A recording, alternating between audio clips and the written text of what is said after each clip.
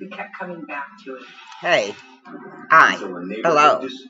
Okay, this is Vengeance Killer Millionaires. Listen up. Wouldn't stop. And it just got worse and worse. And when the battle leaves one of them dead, police must determine whether it was justified or a final act of revenge. And, excuse me, welcome to Diana Emerson. Today we're listening to Killer Millionaires.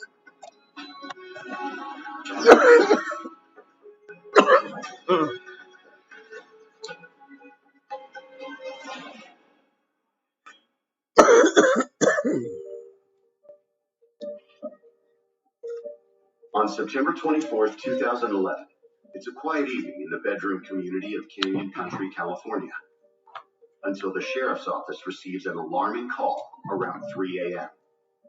Yes, my neighbor. Somebody got shot. Do you know who was shot? I don't know the name. No, I heard. Right after. Deputies arrive minutes later to find a chaotic scene. There's a crowd of neighbors.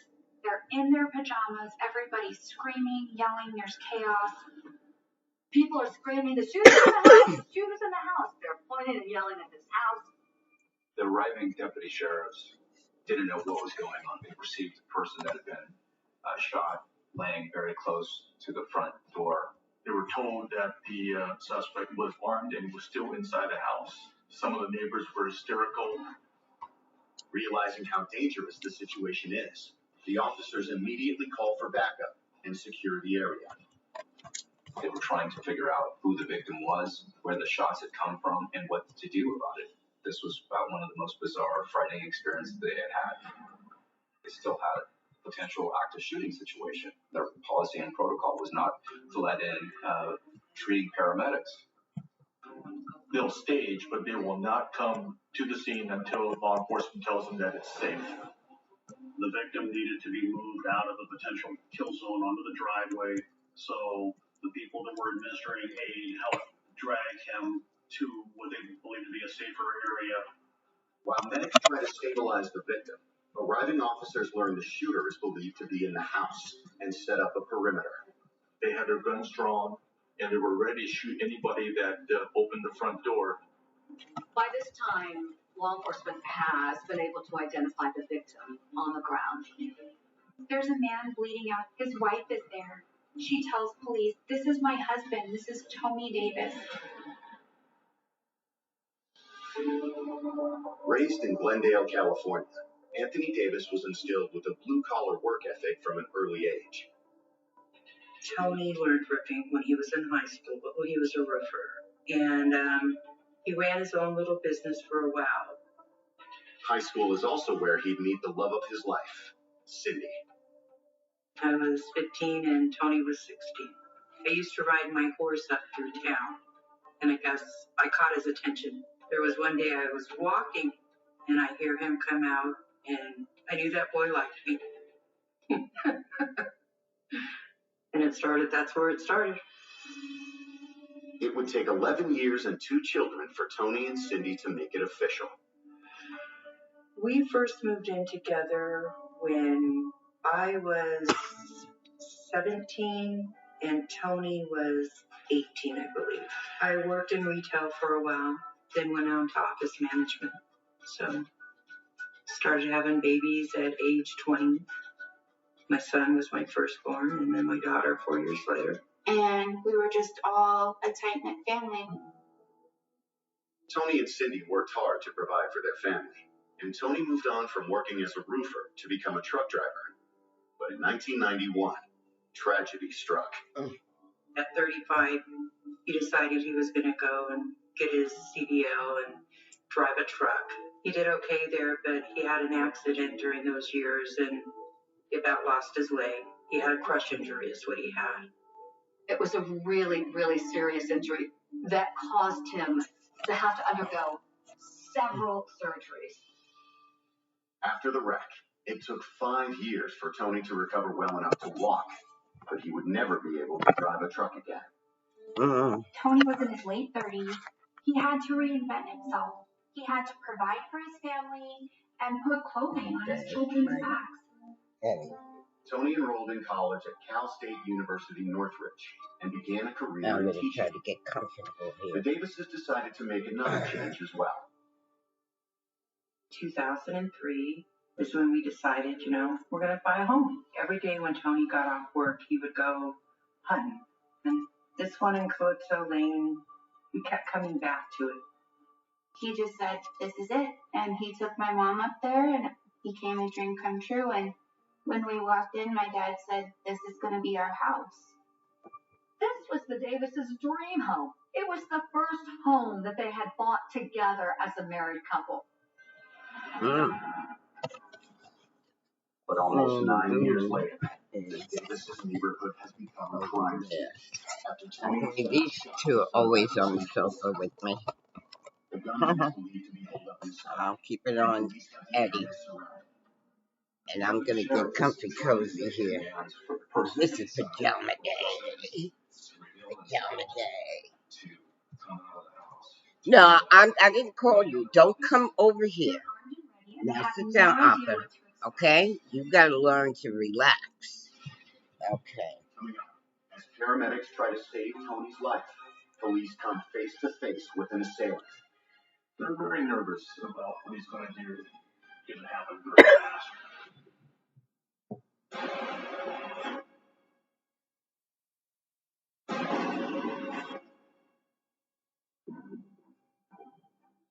51-year-old Tony Davis has been found shot in his Santa Clarita neighborhood. Police are in a standoff with the gunman, and EMTs are fighting to save Tony's life amidst the active crime scene. They didn't know the situation inside the house other than at least one person who had a gun who had just shot somebody who was on the inside. But just as officers prepare to storm the house, the door suddenly opens. The, at this point, alleged shooter acts very bizarrely. He's not coming out. He's not listening to orders to come out. He opens the door and he says, "You come in." Which they weren't quite sure was an invitation or a threat. They can see that he's not armed, so they decide to go into the house and they find two people inside. They perceive a male and female in their 50s inside the house. Police quickly handcuff the couple while they conduct a search of the house. The first thing that happens is the man, the suspected shooter, complains that his cuffs are too tight. So as one of the deputies is loosening the grip of the cuffs, he blurts out something rather unusual. He says, "This is the first time I've had to discharge my weapon in anger, and I was in the Army." Once the deputies made entry to the house, they did a protective sweep. They made sure there was no other imminent threat. In the course of that, they see a shotgun sitting on the couch. Apparently no attempt to try to hide this weapon. There it is. Officers transport them both to the Santa Clarita Valley Sheriff's Station for questioning. The couple is identified as 51-year-old Lonnie Paul Tracy and his wife Sandra. They felt that while they sorted things out, the safest course would be to take them back to the station out of potential harm of angry neighbors, etc. Meanwhile, paramedics outside are trying to keep Tony alive, but his injuries proved to be too severe. He had a big gaping hole in his chest.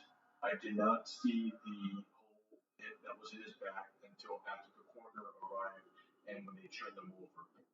They did everything they could to try and save his life, but it was a tough road to hoe. Tony's family is devastated by the news of his death. You're in shock. And the only one I wanted was my daughter. I didn't know what to do.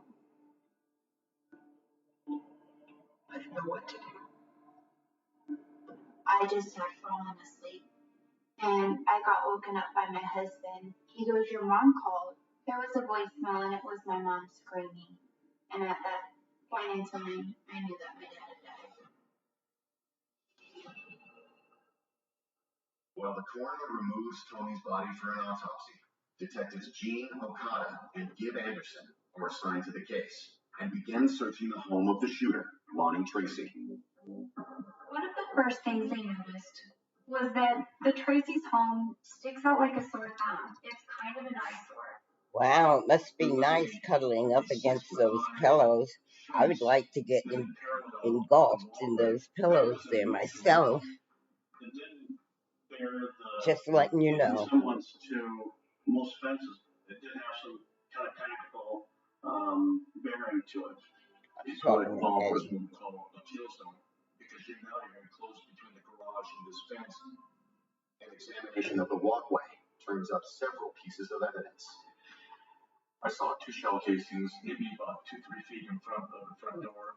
I saw blood, and I saw the drag marks they had pulled into the front of the garage.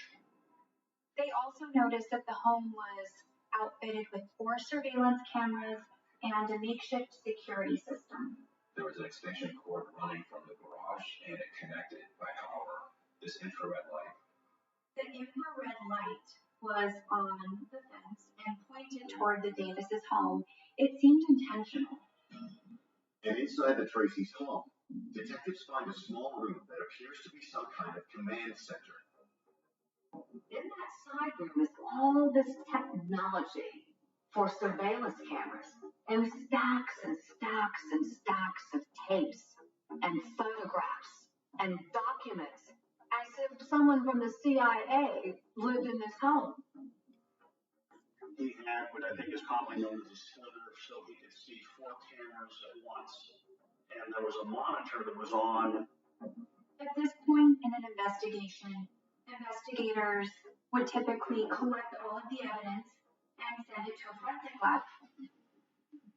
Based on their extreme security measures targeting the Davis family, the Tracys seem to be acting as though the Davises are their mortal enemies. And Cindy Davis tells detectives there's a very good reason why.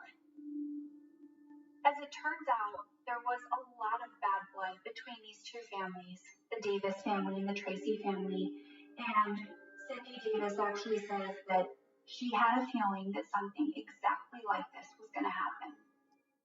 When I talked to the victim's wife, it was almost like, now what?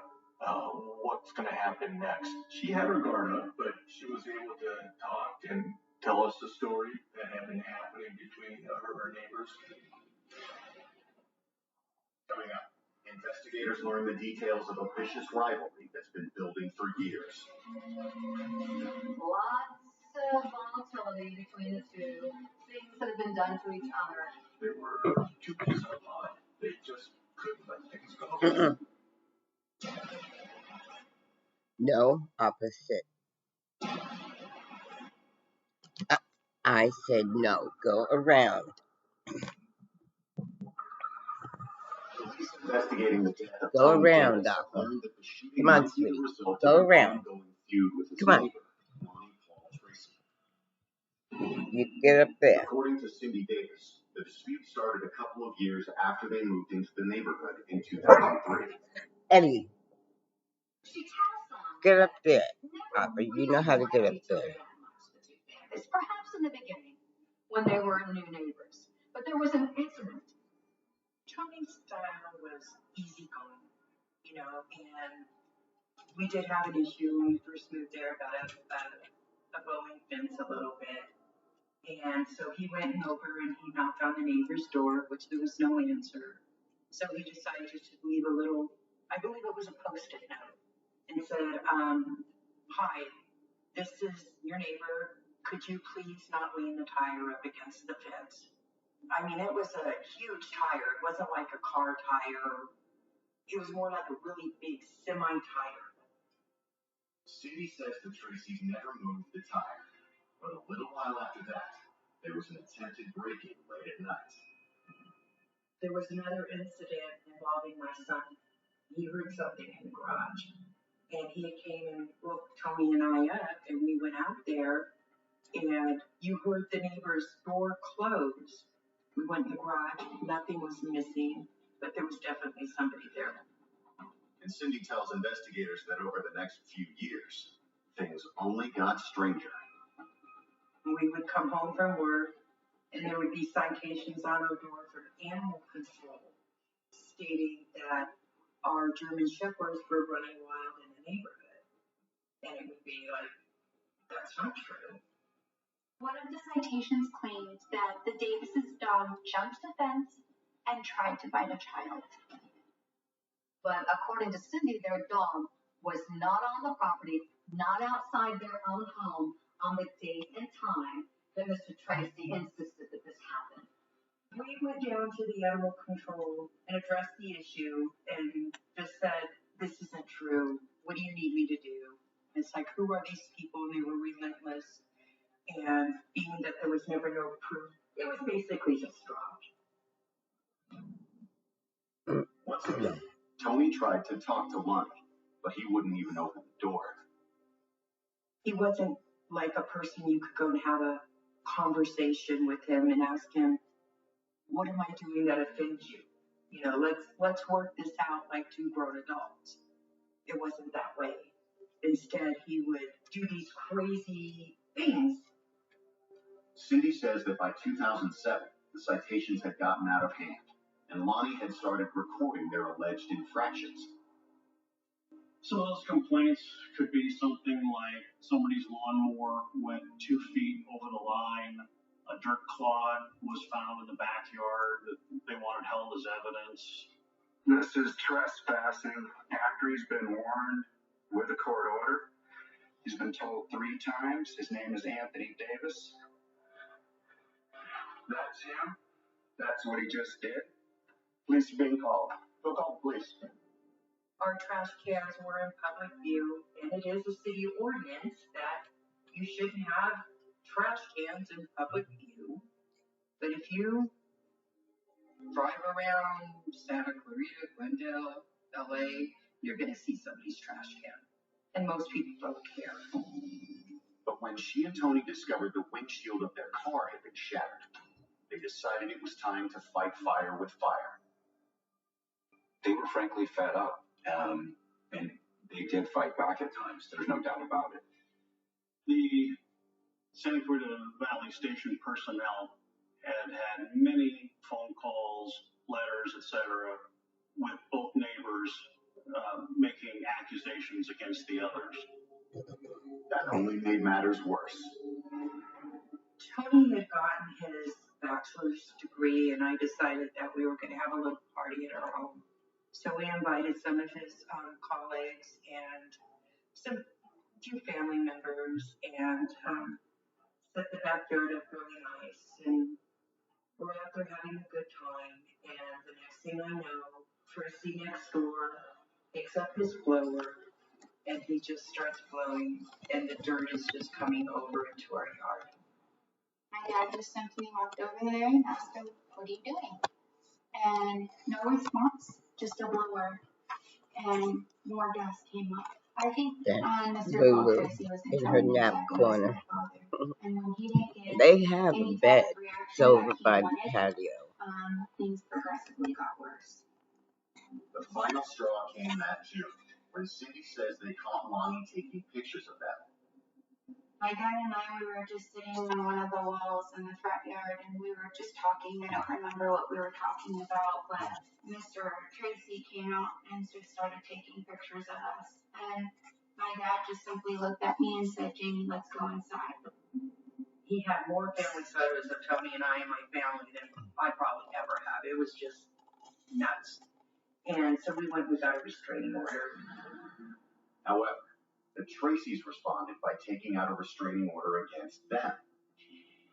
While Cindy and Tony Davis were a united front in their allegations against the Tracys, so were the Tracys in their allegations against the Davises. All he did was take the same words that Tony and I put their name on it, word for word. Instead of putting an end to the hostilities, the restraining orders only added fuel to the fire. But no one could have known how hot it would get. Okay, I'm gonna just keep my hands occupied right now. It's getting worse and worse. Coming up, the battle between the Tracys and the Davises finally explodes. Oh, to be honest, I feel the arthritis setting in. Emotional tools to say, wait a minute, this is insane.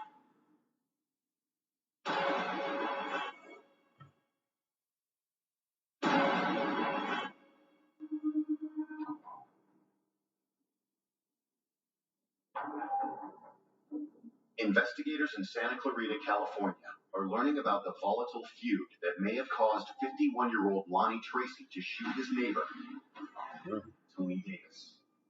The guys that had many complaints back and forth, primarily that's the ones that were keeping this feud alive. This had gone on, I was kind of shocked to learn, for probably at least 7 years. So what you have here, besides a failure to communicate, is you have essentially grown men acting like 7-year-olds. Despite restraining orders against both families, the feud only continued to intensify. There was an increasing escalation between one side and the other. It was sometimes bizarre. Get the fuck off of our property. I'm not on the property, I'm on the sidewalk. You're a fucking maniac. Just On another occasion, Cindy was gardening. She puts her keys up on a fence on a hook. She returns to get the keys. They're not there. I'm looking in the flower bushes, running around thinking, what I do with these keys, knowing darn well I put them where I put them. The next day, Cindy discovered someone had vandalized her car. Certain it was the Tracys, Cindy tried filing another report with the sheriff's department. Unless you have proof, law enforcement can't get involved in something like, I think he did it. Just like it happened with the restraining order, this caused a flurry of reports in response. Every time the Davises tried to report something to police in their own defense, Tracy's fired back with their own report. Some of those were like vandalizing cars, scratching cars, changing their location of the mailbox simply to hassle the other person's parking, those kinds of things. It almost made it seem like the Tracys just sat around thinking of ways to get back at the Davis family. It made it seem as if they were mean, angry people. Cindy tells police that by early 2011, she and Tony had decided the only way to stop Lonnie Tracy was to catch him in the act. The Davis family, because they felt that they had been victimized over and over again, decided to do something about it, and so they installed pretty state-of-the-art surveillance around the entire perimeter of their house. Once again, he just one-ups them and installs his own surveillance cameras. It's almost like anything you can do, I can do better. Add to that, he's placed blood lamps all around his house, which are aimed right in Tony Davis's and Cindy Davis's bedroom. Cindy says that's when their dispute took a bizarre turn. Lonnie Tracy had a bunch of really bizarre posters made and intentionally put them where the Davises couldn't help but see them. He writes on these posters the most rude, obscene, lewd, vile, and absolutely imbecilic statements about Tony Davis that you can imagine. If you want to see a whale, if the tours start tomorrow. I mean, it was terrible. It was a little disturbing that someone would take the time to do that. Still, the Davises tried to keep the peace. But when Lonnie installed his infrared light, Tony finally decided enough was enough. Even though the infrared light couldn't be seen with the naked eye, it actually did disrupt the Davises' camera signals. That's exactly why Tony Davis went to his neighbor's house, 3 a.m. the night of the shooting. I'd fallen asleep watching soap operas, and he went into the security cameras and noticed that one was being blocked out, and he had woke me up and said, Cindy, I'm going to go next door and just ask him to turn off the lights. I just said, okay. She didn't know what he meant by that, and then she went back to sleep. A few minutes later, Cindy would be awakened once again, this time by 2 gunshots. When she realized that her husband was not in the house, she ran out, went immediately to the Tracy's front yard. Cindy saw her husband laying within the perimeter of the L-shaped fence. He had been shot, he was crying, and he was still alive. I went to go to Tony, and the door flung open, and the man pointed the shotgun at me and told me to get the fuck off his property. She ran back, dialed 911. She was hysterical at this time. Cindy agrees to hand over all of the surveillance video they recorded that night. Investigators are hopeful it will give them a clearer picture of exactly what happened. Now the detectives have heard Cindy's side of the story. They head back to the station to get more information from the Tracys. Coming up. Oh, wait. Hello. Hi, Joy. How are you? I'm doing pretty good. How are you? Happy late Thanksgiving. Yes, happy late Thanksgiving to you, too. Oh, I'm okay.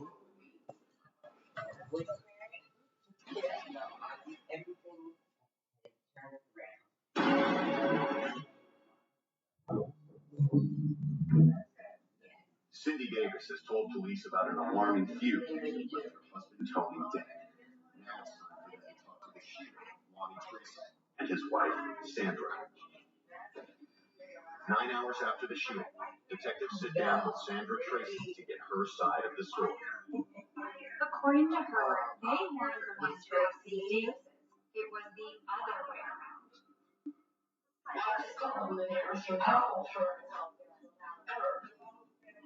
But as much as the two families hated each other, they seemed to have a few things in common. Lonnie was once employed as a commercial artist, and then he had a very, very serious accident. He crashed into a sign with his knee and tore meniscus. We've been living in workers' compensation for the last 5 years. By all rights, they should have been best friends. They were living right next to each other. They were similarly aged. They both had devastating replacement surgery. They on long-term workers' comp, often work with their days open. Sandra had many of the same complaints that Cindy did, except in her version, it was the Davises who were the instigators. She said that he erected that fence in front of the house so that people from the street couldn't look into their bedroom. Sandra tells investigators that when the Davises installed cameras to watch them, they had no choice but to respond in kind. They had to put up their own surveillance systems to counteract the neighbors' surveillance system. Any things that they did to each other. Sandra claims Tony Davis became increasingly volatile, leading to an incident in April of that year. Lonnie had filed a police report claiming that Tony assaulted him while he was mowing the front lawn. All of a sudden, he feels something hit him on the head and chills dropped. And he was surrounded. He said, he just picked up mounds of dirt that had rocks and crap in it and spraying my husband with those. There you go again, folks.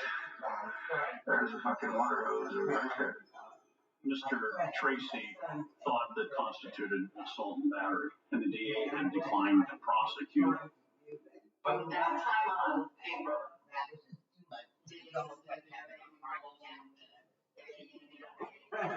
Oh, I could never finish.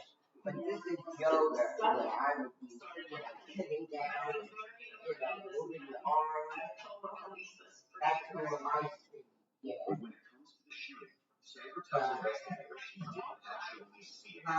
You did Sandra's story was she was sleeping, and she knows that her husband is also a night owl, and he was probably tinkering around in his room with model cars.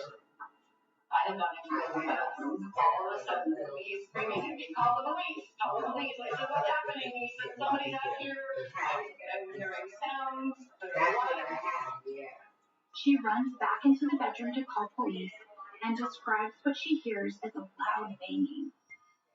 Like either a pounding or something hit the door with a lot of force. Of course, it was very loud. And then what happened next? I hear shots.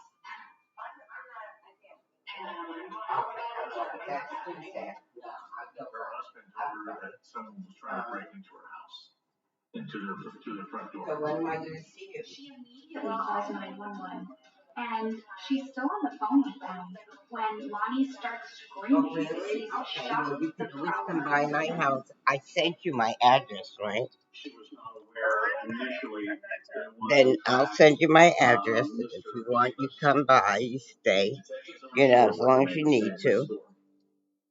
Oh, well, yeah. Now I have a place to get on there. You do. Yeah, I'm not driving. I'm going to fly my hopefully fly me there. I'm going to kick it. Oh, you're going to be hanging out. Since her statement was that Yeah, she heard the shots and came out, there was no reason to Okay. we let her go. Unfortunately, her husband isn't as cooperative. Well, when you come, I hope you get a chance to come by here. Okay. Okay. Okay.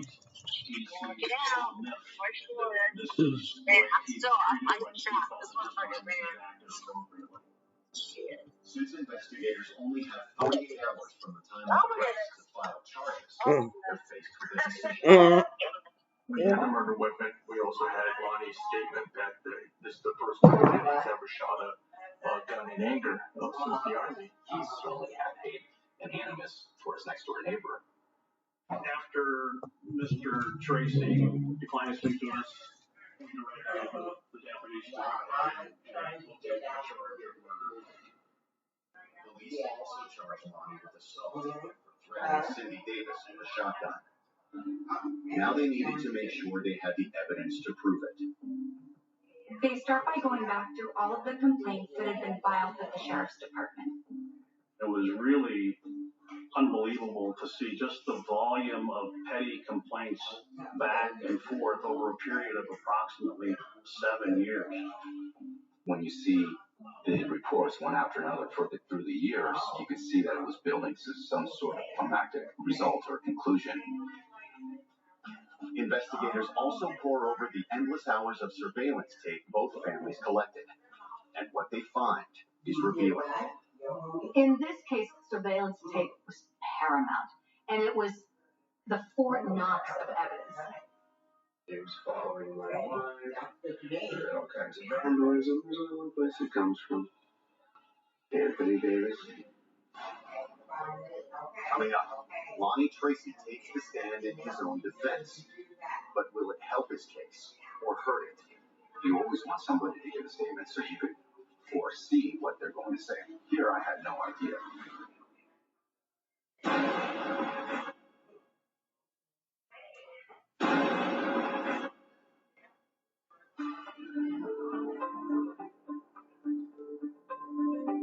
In October of 2012, Lonnie Tracy stands trial for the murder of his neighbor, Tony Davis. The prosecution describes Lonnie as a man whose resentment drove him to do the unthinkable.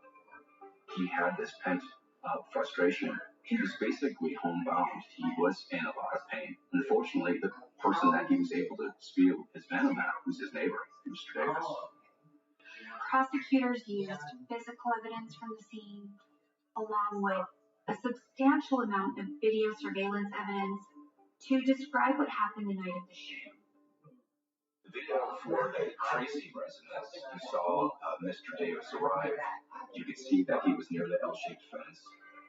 Someone was grainy, but you still get a pretty clear picture, and it looked like he did act to unplug an infrared light on Tracy's wall. The surveillance tape shows Tony Davis actually walking up to the front door. Although the cameras didn't pick up the actual shooting, detectives testified that Lonnie could easily see it was Tony through the monitors in his house.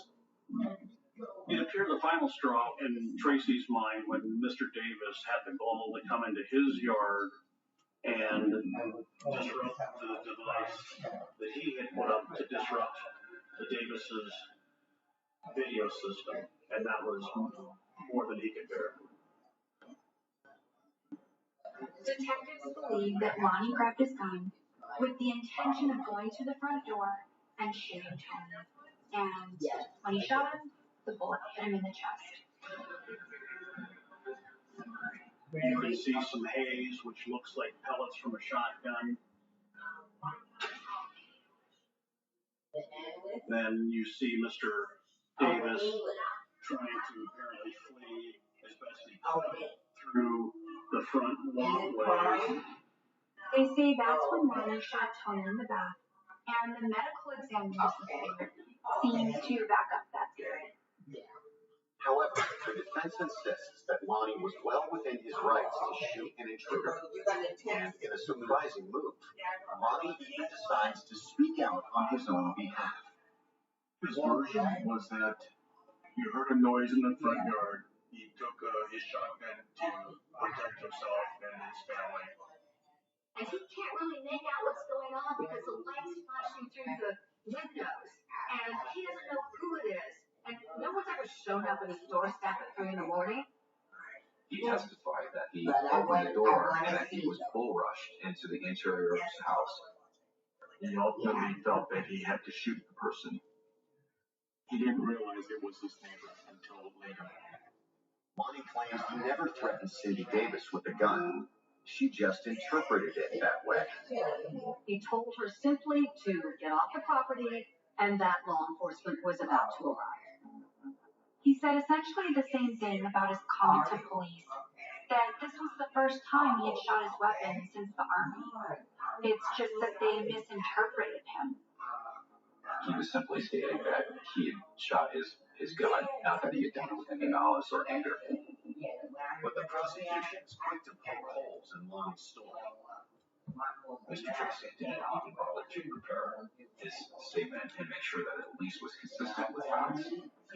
All the forensic evidence, the shell casings, the blood, was all discovered outside the home, completely discounts Lonnie Tracy's conviction that he had to fight off this prowler inside his home. Not only could he have seen Tony on the cameras, Lonnie would have known that it was Tony the second he opened the door. For him to say that he didn't recognize him was less than truthful. Prosecutors argue that Lonnie was just waiting for his chance to get Tony, and that night, opportunity presented itself. Mr. Tracy executed him. He was his own judge, jury, and executioner. The jury agrees. On November 7th, 2012, they find Lonnie Tracy guilty of first-degree murder. Mr. Tracy was ultimately sentenced to 50 years for the murder and another 14 years for the attempted murder of Mrs. Davis. What I remember about the trial is what a coward he was. Couldn't look you in the eyes. Never had an ounce of remorse. How it was. He didn't do nothing. It was everybody else's fault. Justice seems to have been served, but it's cold comfort for the Davis family, whose dreams had been shattered by a simple neighborhood argument. These two guys that should have been best friends ended up destroying each other's lives. One literally, and the other one is going to be spending the rest of his life in prison. Over what? Nothing. My father always turned the cheek and was an anniversary. And for what has happened with that man, and never deserves to be somebody else's neighbor. Tony's not here physically. And that's pain. That hurts. But he lets us know he's here. So, and they do some sort of peace.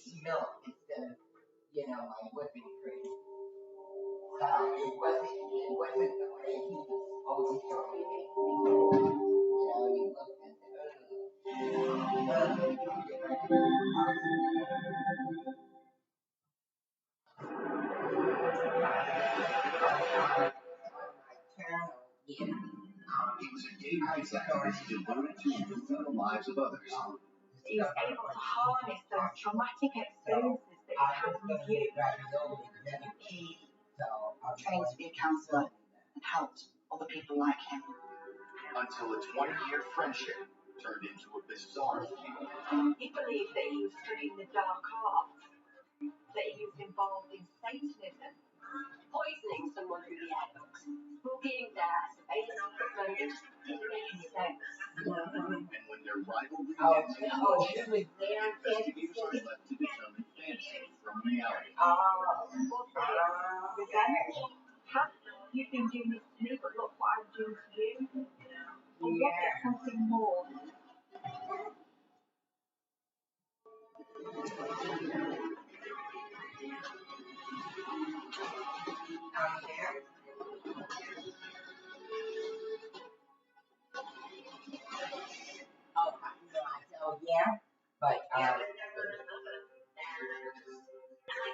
Monday, October 30th, 2017. It's a crisp fall afternoon in one of London's most popular neighborhoods, West Kensington. On the phone right now. West Kensington is